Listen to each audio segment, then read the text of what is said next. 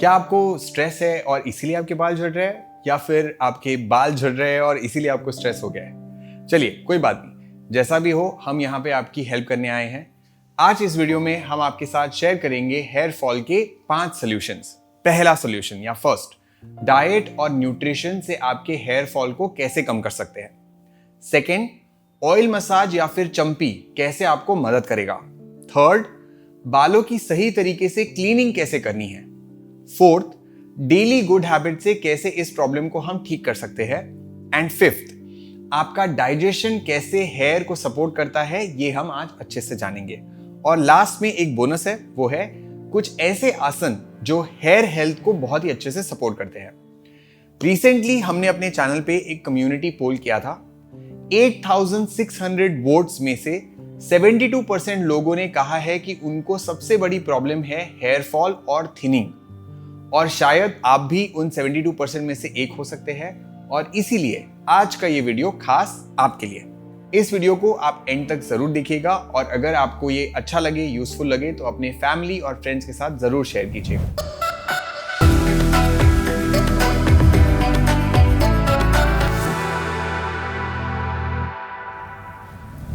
अक्सर हम प्रॉब्लम्स को सिर्फ ऊपर ऊपर से ट्रीट करते हैं। हेयर फॉल बढ़ रहा है तो शैम्पू चेंज कर लिया, डैंड्रफ है तो एक नया एंटी डैंड्रफ कोई प्रोडक्ट खरीद लिया, लेकिन at the end of the day वही सेम प्रॉब्लम वापस आती रहती है, इज़न्ट इट? तो प्रॉब्लम शैम्पू की नहीं है, पर शायद हम रूट कॉज को समझने की कोशिश ही नहीं करते। अब जरा सोचिए, अगर घर की दीवार में क्रैक पड़ जाए तो क्या आप सिर्फ उसको ऊपर से पेंट करके ढक देंगे, प्रॉब्लम सॉल्व हो जाएगी? नहीं ना। थोड़े दिन बाद क्या होगा, क्रैक फिर से दिखने लग जाएगी, इज़न्ट इट? तो बालों के साथ भी बिल्कुल ऐसा ही होता है। अब देखते हैं हेयर फॉल के कुछ मेजर रीजन, लेकिन उससे पहले ये याद रखिए कि हेयर फॉल जेनेटिक हो सकता है, कोई मेडिकल कंडीशन की वजह से हो सकता है, कोई मेडिकेशन के साइड इफेक्ट से भी हो सकता है। और अगर हेयर फॉल अचानक बहुत ज्यादा बढ़ जाए तो उसे इग्नोर नहीं करेंगे, और एक बार हो सके तो डॉक्टर से कंसल्ट जरूर कर लेंगे। अब सबसे पहले बात करते हैं महिलाओं में एक हेयर फॉल के सबसे बड़े कॉमन प्रॉब्लम की, वो है हार्मोनल चेंजेस। एक महिला अपने पूरे लाइफ में बार बार हार्मोनल चेंजेस से गुजरती है, जैसे कि प्रेगनेंसी, पेरीमेनोपॉज और मेनोपॉज। पेरीमेनोपॉज एक ऐसी कंडीशन है जो मेनोपॉज से पहले होता है। ये यूजुअली 40s में और आजकल थोड़ा लेट 30s में भी स्टार्ट हो सकता है। अब इस दौरान बॉडी में ईस्ट्रोजन और प्रोजेस्टेरॉन, ये दोनों के लेवल्स बढ़ते हैं या फिर कभी कभी अचानक से कम हो सकते हैं। तो ईस्ट्रोजन एक इंपॉर्टेंट हार्मोन है जो हेयर ग्रोथ को सपोर्ट करता है। जब इसमें फ्लक्चुएशन होती है, यानी ऊपर नीचे होता है, तो हेयर ग्रोथ का जो साइकिल है वो डिस्टर्ब हो सकता है। हर हेयर स्ट्रैंड इस ग्रोथ साइकिल के अलग अलग फेजेस में होता है, और हर फेज की अपनी एक टाइमलाइन होती है। जैसे एक फूल सबसे पहले एक पौधे में कुछ कली जैसे होता है, कुछ कलियां फिर फूल में बदलती है, कुछ मुरझा जाते हैं, तो ऐसे एक साइकिल है। उस तरीके से हमारे बालों में भी 3 स्टेजेस होते हैं जिससे वो गुजरता है। अब पेरीमेनोपॉज के दौरान अगर ईस्ट्रोजन के लेवल्स बहुत ज्यादा फ्लक्चुएट होते हैं तो इस normal hair growth cycle disturb हो जाता है। अब ईस्ट्रोजन स्टेबल नहीं है तो क्या होगा, ग्रोथ स्लो हो जाती है और फिर हेयर शेडिंग बढ़ने लग जाती है।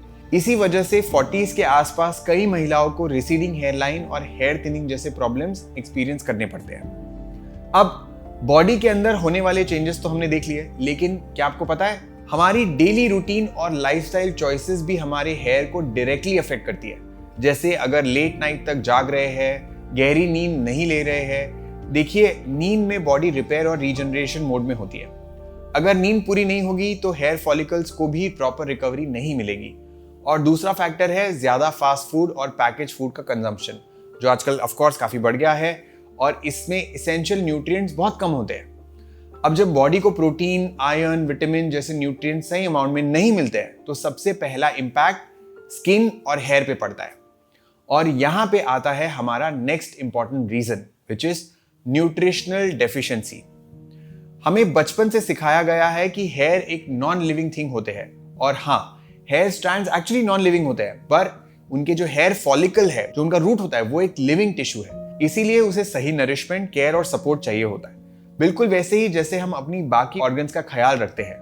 अक्सर हम मिरर के सामने खड़े होकर सोचते हैं बस बाल ठीक रहने चाहिए, लेकिन इंटरेस्टिंगली हमारी बॉडी ऐसा नहीं सोचती। बॉडी का पहला फोकस हमेशा वाइटल ऑर्गन्स पर होता है। मतलब जब भी हम कुछ खाते हैं और उसमें से जो हमें न्यूट्रिशन मिलता है वो पहले वाइटल ऑर्गन्स के पास जाता है, जैसे कि हमारा हार्ट, ब्रेन या फिर लंग्स, और लास्ट में बचा हुआ न्यूट्रिशन ही हमारे बालों तक पहुंच पाता है। इसीलिए अपने हेयर केयर में न्यूट्रिशन का बहुत ही ज्यादा ध्यान रखना चाहिए। आगे वीडियो में हम इसे और अच्छे से और बेहतर समझेंगे। हॉर्मोन्स, लाइफस्टाइल और न्यूट्रिशन के अलावा एक और फैक्टर है जो आज के टाइम में हमारे हेयर को काफी इंपैक्ट करता है, और वो है हमारा एनवायरनमेंट, हमारा जो आसपास का सराउंडिंग है। घर से थोड़ा बाहर निकलते ही रोड पर ट्रैफिक, धूल, पोल्यूशन, आज बढ़ता हुआ एयर पोल्यूशन सिर्फ लंग्स को ही नहीं हमारे स्कैल्प को भी अफेक्ट करता है। इससे हमारे टॉक्सिन्स जो है वो स्कैल्प पर डिपॉजिट हो सकते हैं, जो बाद में इन्फ्लेमेशन, ड्राइनेस क्रिएट करते हैं, हेयर फॉल को ट्रिगर कर सकते हैं। साथ ही साथ वाटर पोल्यूशन भी हेयर को काफी डैमेज करता है। अब कई लोग नोटिस करते हैं कि शहर चेंज करते ही उनके बालों का टेक्सचर बदल जाता है, वो चेंज हो जाता है, और इसका मेन रीजन होता है वहां का पानी या फिर हार्ड वाटर। हार्ड वाटर वो पानी है जिसमें मिनरल्स जैसे कि कैल्शियम और मैग्नीशियम नॉर्मल से ज्यादा क्वांटिटी में होते हैं। अब ये पानी पीने के लिए हार्मफुल नहीं होता है, लेकिन हेयर और स्किन पर इसका इफेक्ट बिल्कुल दिख सकता है। जब हम हार्ड वाटर से बाल धोते हैं तो ये मिनरल्स हमारे स्कैल्प और हेयर पर एक थिन लेयर छोड़ देते हैं, जो आगे चलकर हमारे बालों को वीक बना सकता है, डैमेज कर सकता है। इसीलिए हेयर फॉल को इफेक्टिवली मैनेज करने के लिए हमें इंटरनल और एक्सटर्नल दोनों फैक्टर्स को समझना बहुत ही ज्यादा जरूरी है। अगर आप ध्यान से देखें तो हेयर प्रॉब्लम सिर्फ 40s या 50s तक लिमिटेड नहीं रहती। आजकल काफी यंग एज में भी हेयर फॉल आपको देखने को मिल रहा है, और 20s में प्री मेच्योर ग्रेइंग, यानी कि जो हमारे कम उम्र में ही बाल सफेद होने लग जाते हैं, डैंड्रफ और स्कैल्प इश्यूज भी बहुत बढ़ सकते हैं। अगर आपने अपने बच्चों के बालों में ये चेंजेस नोटिस किए हैं तो ये वीडियो उनके साथ जरूर शेयर करिए। हेयर फॉल देखकर कंसर्न होना नेचुरल है, लेकिन सिर्फ कंसर्न से सॉल्यूशन नहीं मिलता। इसलिए चलिए अब बात करते हैं कुछ ऐसे प्रैक्टिकल और सिंपल सॉल्यूशंस की। First is internal nourishment. क्या आपको पता है हेयर केयर एक्चुअली किचन से स्टार्ट होता है। आयुर्वेद भी कहता है कि हमारे बाल यानी कि केश हमारी हड्डियों के पोषण से जुड़े होते हैं। इसीलिए अगर न्यूट्रिशन वीक हो तो उसका असर बालों पे दिखने लग सकता है। हमारे जो हेयर फॉलिकल्स है उनको protein, iron, zinc, B12 vitamin और ओमेगा 3 जैसे फैट्स की बहुत ज्यादा जरूरत होती है। अब हेयर प्राइमरीली एक प्रोटीन से बना हुआ होता है जिसे केराटिन कहते हैं। ये नाम आपने शायद सुना होगा, कोई एड में शायद देखा होगा। मार्केट में आपको केराटिन एज अ इंग्रेडिएंट वाले बहुत सारे हेयर प्रोडक्ट्स मिल भी जाएंगे, लेकिन यहाँ एक सिंपल बात समझना बहुत जरूरी है। जब हेयर खुद एक प्रोटीन है तो सबसे पहले हमें अपने डाइट में प्रोटीन इंटेक पर फोकस करना बहुत ही ज्यादा जरूरी है, क्योंकि अगर अंदर से प्रोटीन ही कम होगा तो बाहर से लगाया हुआ केराटिन लिमिटेड ही काम कर पाएगा या ना के बराबर काम कर पाएगा। प्रोटीन के लिए आप इंक्लूड कर सकते हैं होल ग्रेन्स या फिर पल्सेस जैसे कि ओट्स, दाल, चना या फिर राजमा। डेयरी ऑप्शंस है जैसे कि आप दही ले सकते हैं, पनीर ले सकते हैं। साथ ही आप मिलेट्स जैसे कि रागी, बाजरा, इनमें भी प्रोटीन की मात्रा होती है। और प्रोटीन के साथ साथ आयरन का ध्यान रखना भी जरूरी है। आयरन ऑक्सीजन को हेयर फॉलिकल्स तक पहुंचाने में काम करता है, जो हेयर स्ट्रेंथनिंग और ग्रोथ के लिए बहुत ज्यादा इंपॉर्टेंट है।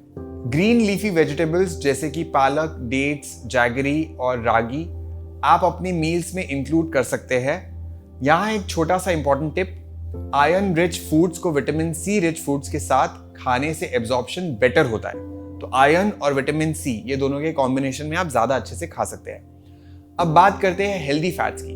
Almonds, walnut, flax seed, pumpkin seed और थोड़ी मात्रा में घी, ये हेल्दी फैट्स के अच्छे सोर्सेज है। लेकिन एक बात आप याद रखें, हर चीज को मॉडरेशन में कंज्यूम करें। ये नहीं कि आपको बालों के लिए चाहिए तो आपने बहुत सारा कंज्यूम कर लिया।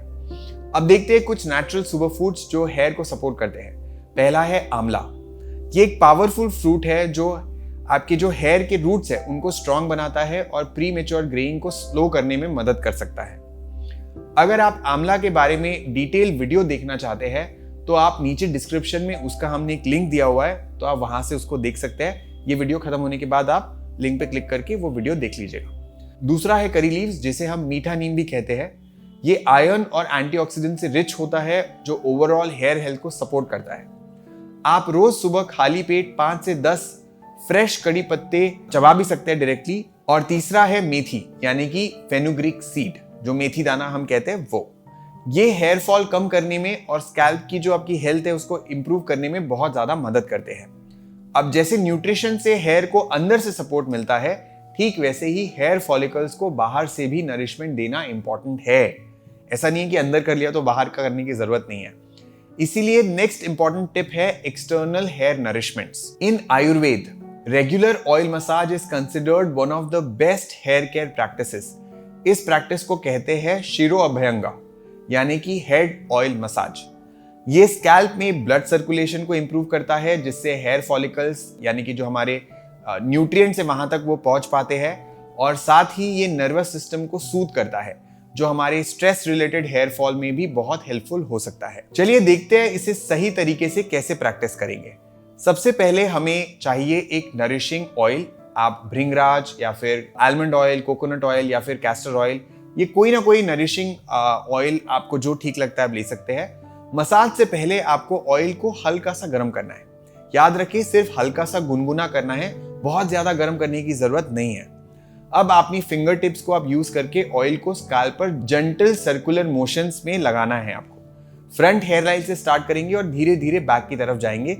लगभग 5 से 10 मिनट आपको स्कैल्प पे मसाज करना है। इसको कम से कम आपको 30 मिनट तक ऐसे ही छोड़ देना है। आप कुछ तेल होते हैं जो आप ओवरनाइट भी छोड़ सकते हैं। ये प्रैक्टिस आप हफ्ते में 2 से 3 बार कर सकते हैं। आयुर्वेद में भृंगराज ऑयल को केशराज यानी कि किंग ऑफ हेयर कहा गया है। ट्रेडिशनली इसे हेयर फॉइल्स को स्ट्रेंथन करने के लिए, हेयर फॉइल को स्लो करने के लिए, रीग्रोथ को सपोर्ट करने के लिए बहुत ही ज्यादा इफेक्टिव माना जाता है। अगर आप कैस्टर ऑयल यूज कर रहे हैं तो उसे डायरेक्टली अप्लाई ना करें। हमेशा किसी कैरियर ऑयल जैसे कि कोकोनट के साथ मिक्स करके ही लगाएं। और एक इंपॉर्टेंट बात, ज्यादा तेल लगाना भी ठीक नहीं होता है, स्पेशली अगर आपका स्कैल्प ऑयली है। बहुत ज्यादा ऑयल लगाने से उसको रिमूव करने के लिए ज्यादा शैम्पू की जरूरत पड़ती है, जो उल्टा हेयर को ड्राई कर सकता है। इसीलिए हमेशा बैलेंस मेंटेन करें। अब सोचिए अगर आपके बाल क्लीन नहीं हो रहे हैं तो वो हेल्दी कैसे रह सकते हैं। तो हमारा पॉइंट नंबर 3 इज क्लीनिंग। हम में से कई लोगों को लगता है कि हेयर क्लीनिंग मतलब सिर्फ बाल धोना, लेकिन हेयर क्लेंजिंग सिर्फ वॉशिंग नहीं होता, स्कैल्प को हेल्दी रखना भी होता है। साथ ही हमें यह भी ध्यान रखना चाहिए कि जो हमारे हेयर के नेचुरल ऑयल्स है वो कंप्लीटली स्ट्रिप ना हो जाए, मतलब वो पूरा वॉश आउट ना हो जाए, क्योंकि वहीं पे हमारे जो नेचुरल ऑयल्स है वो बालों की ड्राइनेस और फ्रिजीनेस को प्रोटेक्ट करते हैं। तो हेयर क्लीनिंग के लिए हमेशा एक नेचुरल माइल्ड क्लिंजर चूज करना चाहिए। आज मार्केट में इतने सारे प्रोडक्ट्स अवेलेबल है कि हम इजीली कंफ्यूज हो सकते हैं। इसीलिए शैम्पू चूज करते समय कुछ चीजों का आपको ध्यान रखना है। सबसे पहला, शैम्पू SLS फ्री और पैराबेन फ्री होना चाहिए। नेक्स्ट है उसका pH लेवल अराउंड 4.5 से 5.5 के बीच में होना चाहिए। जो स्कैल्प के नेचुरल pH के करीब होता है वही शैम्पू आप चूज करेंगे। स्ट्रॉन्ग केमिकल डिटर्जेंट और आर्टिफिशियल फ्रेग्रेंसेस आप अवॉइड कर सकते हैं, क्योंकि ये स्कैल्प को इरिटेट कर सकते हैं। और इंग्रेडिएंट्स प्लांट बेस्ड हो, क्लीन हो तो और भी बढ़िया। अब बात करते हैं बाल कितनी बार वॉश करना चाहिए। तो अगर आपके हेयर नॉर्मल टू ड्राई है तो हफ्ते में आप 1 से 2 बार वॉश कर सकते हैं। अगर आपके हेयर ऑयली है तो आप 2 से 3 बार वॉश कर सकते हैं वीकली। और अगर आपके हेयर बहुत ज्यादा ड्राई रहते हैं तो आप हफ्ते में सिर्फ 1 ही बार वॉश करिए, क्योंकि जब आप वॉश करते हैं तो पानी के साथ साथ आपका जो हेयर ऑयल है वो स्ट्रिप होने के चांसेस होते हैं। और बहुत ज्यादा फ्रीक्वेंटली हेयर वॉश करने से ड्राइनेस और ब्रेकेज भी बढ़ सकता है। अब एक इंपॉर्टेंट बात, हेयर वॉश के पानी का जो टेम्परेचर है, पानी आइडियली कोल्ड या फिर रूम टेम्परेचर का होना चाहिए। आयुर्वेद में भी बहुत गर्म पानी से हेयर वॉश करना एकदम मना किया गया है। इससे आपका जो हेयर हेल्थ है वो बेटर होता है। विंटर में अगर आपको बहुत ठंड लगे तो आप हल्का गुनगुना पानी यूज कर सकते हैं। गर्म पानी स्कैल्प को ड्राई करके फॉलिकल्स को वीक बना सकता है, जिससे हेयर फॉल बढ़ सकता है। अब देखते हैं कुछ simple Ayurvedic inspired mild cleansers. ये सब आप घर पे आसानी से बना सकते हैं और पॉकेट फ्रेंडली भी होते हैं। पुराने जमाने में जब हम शैम्पू अवेलेबल नहीं होते थे तब लोग रीठा से हेयर वॉश करते थे। रीठा में सैपोनिन्स होते हैं जो नेचुरल फोमिंग एजेंट होते हैं, इसलिए ये शैम्पू का नेचुरल रिप्लेसमेंट भी माना जाता है।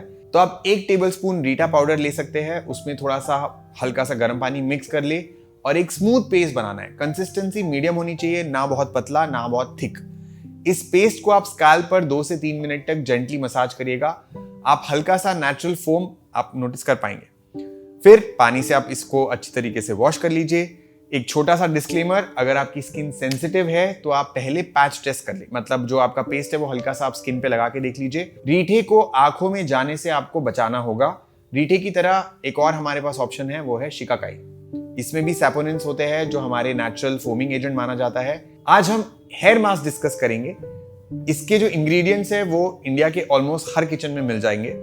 आपको चाहिए 10 से 12 फ्रेश करी लीव्स, मतलब आपको मीठा नीम चाहिए। 2 टेबलस्पून ओवरनाइट सोक आप मेथी का दाना यूज कर सकते हो। 1 टेबलस्पून आपको कोकोनट ऑयल यूज करना है। 1 टेबलस्पून आपको दही यूज करना है। और सबसे पहले सोक मेथी सीड्स और करी लीव्स को आपको ब्लेंड करके एक स्मूथ पेस्ट बना लेना है। फिर इसमें आपको कोकोनट ऑयल और दही ऐड करके अच्छे से मिक्स कर लेना है और बस आपका हेयर मास्क रेडी हो गया। इस पेस्ट को अपने स्कैल्प पर, हेयर पर इवनली लगाए और 45 से 60 मिनट तक आपको ऐसे ही छोड़ देना है। उसके बाद नॉर्मल पानी से आप रिंस कर ले और एक माइल्ड क्लींजर से अच्छी तरीके से आप वॉश कर लीजिए। बहुत लोग अपने हेयर केयर को सिर्फ क्लीनिंग और ऑयलिंग तक ही लिमिटेड रखते हैं। नो डाउट ये बहुत इंपॉर्टेंट है, लेकिन आयुर्वेद कहता है हेयर फॉल अक्सर एक सिम्टम होता है, असल प्रॉब्लम वो नहीं होती है, वो एक सिम्टम होता है। इसीलिए हमारा नेक्स्ट टिप है healthy lifestyle and mindful choices. Mental stress और लाइफस्टाइल रिलेटेड स्ट्रेस जैसे कि excessive junk food, late night sleep, irregular routine, ये सब मिलकर हेयर फॉल ट्रिगर कर सकता है। स्ट्रेस से बॉडी में कॉर्टिसोल हार्मोन बढ़ता है जो हेयर फॉलिकल्स को शेडिंग फेज में पुश कर सकता है। लेकिन स्ट्रेस सिर्फ मेंटल नहीं होता, हमारी फूड चॉइसेस भी बॉडी पर स्ट्रेस डाल सकती है। Foods that are high in sugar, refined carbs and trans fat, ये सारे हमारे शरीर में इन्फ्लेमेशन बढ़ाते हैं। यहीं से बॉडी में अननेसेसरी स्ट्रेस क्रिएट होता है। तो इन सब को मैनेज कैसे करें, चलिए कुछ प्रैक्टिकल और सिंपल सॉल्यूशंस देखते हैं। पहला है हेल्दी स्लीप रूटीन। कोशिश करें कि आप जल्दी से जल्दी सो जाएं। सोने से 1 घंटे पहले आपको स्क्रीन्स को अवॉइड करना है ताकि आपकी नींद की क्वालिटी और बढ़े। स्ट्रेस रिडक्शन के लिए आप प्राणायाम प्रैक्टिस कर सकते हैं। शाम को एक जेंटल वॉक थोड़ा मन को शांत करने में बहुत मदद कर सकती है। साथ ही आप पैकेज फूड्स को ग्रेजुअली कम करें, जितना हो सके उतना घर का खाना खाएं और रिफाइंड शुगर और रिफाइंड कार्ब्स जैसे कि मैदा, इनको आप अवॉइड करें। एक इंटरेस्टिंग बात यह भी है कि स्कैल्प डीप स्लीप के दौरान रिपेयर होता है। इसीलिए आयुर्वेद खाना और बैलेंस लाइफस्टाइल के साथ साथ नींद को भी हेल्थ के 3 में से एक पिलर को बहुत ही स्ट्रांगली रिकमेंड करता है। डीप स्लीप के दौरान ग्रोथ हार्मोन्स रिलीज होते हैं और हेयर फॉलिकल्स रात में रीजनरेट भी होते हैं। इसीलिए याद रखिए, कोई भी ऑयल या मास्क हेल्दी स्लीप की इंपॉर्टेंस को रिप्लेस नहीं कर सकता।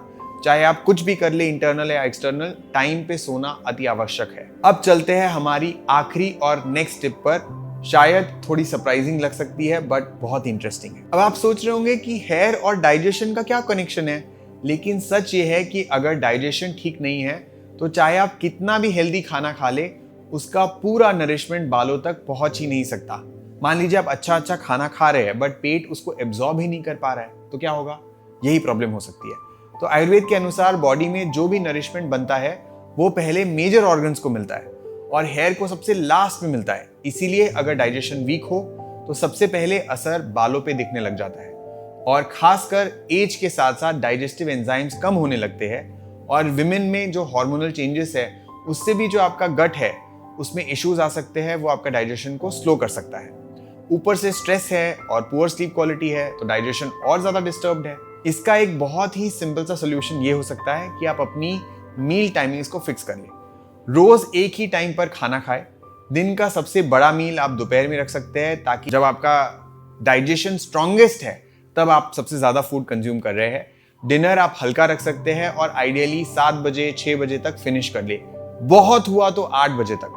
लेट नाइट स्नैकिंग को आप अवॉइड कर सकते हैं, ये बहुत ही इंपॉर्टेंट है अगर आप चाहते हैं कि आपके बाल अच्छे रहे और ठीक रहे। ज्यादातर फ्रेशली प्रिपेयर्ड घर का खाना आप खा सकते हैं। डाइट में vegetables, fruit, nuts, seeds, whole grains, रागी, इन सबको शामिल करें। रागी के बेनिफिट्स को डिटेल में समझने के लिए आप डिस्क्रिप्शन में और एक वीडियो है, वो आप पूरी अच्छे से देख सकते हैं, जिसमें आप मिलेट्स और रागी का फायदा जानेंगे। गट फ्रेंडली फूड्स आपको इंक्लूड करना है, जैसे कि दही है, छाछ है, जो नेचुरल प्रोबायोटिक्स का काम करते हैं। और कॉन्स्टिपेशन को मैनेज करना बहुत जरूरी है। आयुर्वेद में कहा जाता है अगर आपके बोवल्स क्लियर नहीं हो रहे हैं तो टॉक्सिन्स बॉडी में सर्कुलेट होते रहते हैं और इसीलिए फाइबर रिच फूड जैसे कि होल ग्रेन्स और वेजिटेबल्स आपको इसकी मात्रा बढ़ानी पड़ेगी। ठीक है, अब आते हैं हमारे बोनस सॉल्यूशन पर, जो है कि हमारे आसनास। कुछ ऐसे योगा आसन होते हैं जहां पर आपका जो सिर है, हेड है, वो नीचे की तरफ होता है। इससे आपके स्कैल्प में ब्लड सर्कुलेशन बढ़ता है, जो हेयर के रूट्स हैं उनको सपोर्ट मिलता है, हेयर फॉल मैनेज करने में मदद मिल सकती है। जैसे कि पादहस्तासन हो सकता है, अधोमुख श्वानासन हो सकता है, सर्वांगासन आप ट्राई कर सकते हैं अगर आपको ठीक लगता है तो। इसके साथ साथ आप वज्रासन, आप चाइल्ड्स पोज कर सकते हैं, कपालभाति भी आप कर सकते हैं, जिससे आपके टॉक्सिन्स कम होंगे और बालों के लिए ये अच्छा होता है।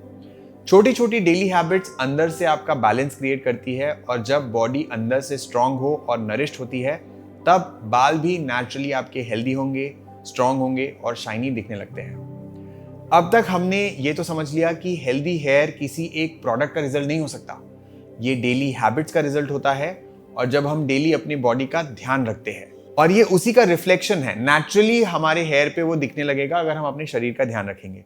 और योगा एक ऐसी प्रैक्टिस है जो हमारे ओवरऑल हेल्थ को सपोर्ट करता है, हमारे विल पावर को स्ट्रांग बनाता है, हमारे डिसीजन मेकिंग को बेटर बनाता है। और अगर आप योगा को अपनी डेली रूटीन में ऐड करना चाहते हैं तो आप हमारा free 14 day yoga program join कर सकते हैं, जिसकी लिंक हमने डिस्क्रिप्शन में दे रखी है।